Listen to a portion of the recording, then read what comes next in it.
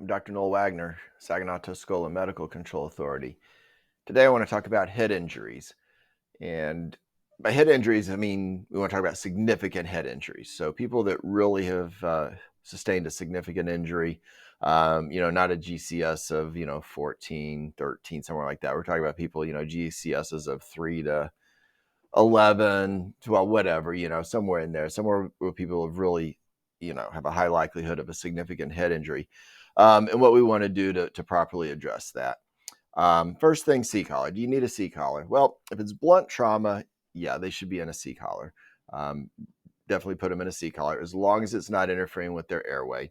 Don't use backboards. We don't use backboards in our system. If you inherit a patient on a backboard or you need a backboard to get them out, you put them on a backboard, you can take them off of a backboard. You have that same skill set in reverse to put them on the stretcher. So no backboards. C-collar if it's blunt trauma and they can't protect their neck on their own because of their altered mental status. Penetrating, it's a little bit more debatable. American College of Surgeons doesn't even recommend C-collars for penetrating head trauma, like a gunshot wound to the head anymore. We used to think, oh my gosh, there's so much energy that, if you're shot in the head, something's going to happen to your C-spine. That's never really panned out. That's never been supported by evidence. And so that's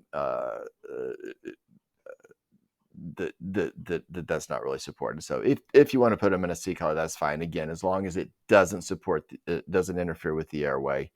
But again, I don't think you need to for a gunshot to the head. You may get some different reactions in the hospital. That's okay. We can go from there. TXA. No TXA for isolated head injuries. If they need TXA for something else, okay, that's fine.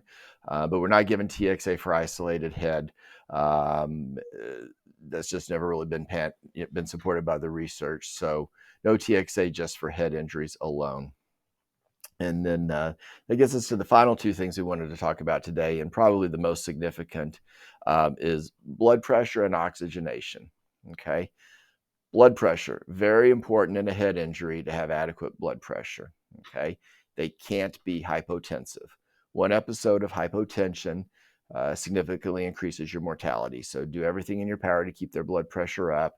Unfortunately, in the pre-hospital setting right now, that's probably going to be with fluids. There is no such thing as permissive hypotension with a head injury. Okay.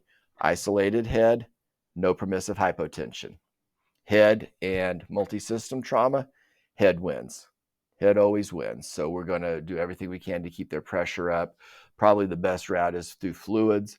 Our only other option will be push dose epi.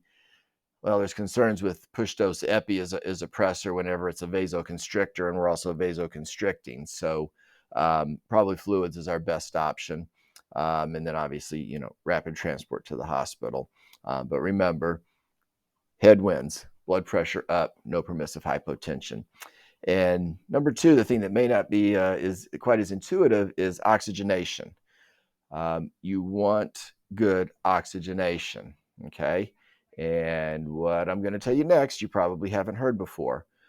I don't care what the pulse ox reading is, put them on oxygen. If the pulse ox reading is 100%, still put them on a non-rebreather. And where this comes from is there's some research that was just done out of Arizona. Dan Spate, very good researcher out of Arizona. If Dan Spate tells you to do something, I would highly recommend doing it. Did a look at the Arizona's database, and Arizona as a state has an excellent statewide pre-hospital and in-hospital combined database. And his conclusion is that there is benefit to putting every head injured patient on supplemental oxygen, even if they have a pulse ox reading of 98, 99, 100%. Okay.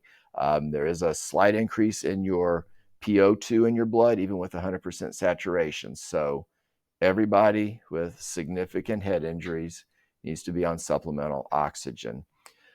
The 93% is okay comes from the cardiac literature. That is what the American Heart is telling us is okay to do for somebody with ACS.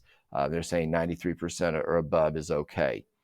Don't misapply the parameters. Okay.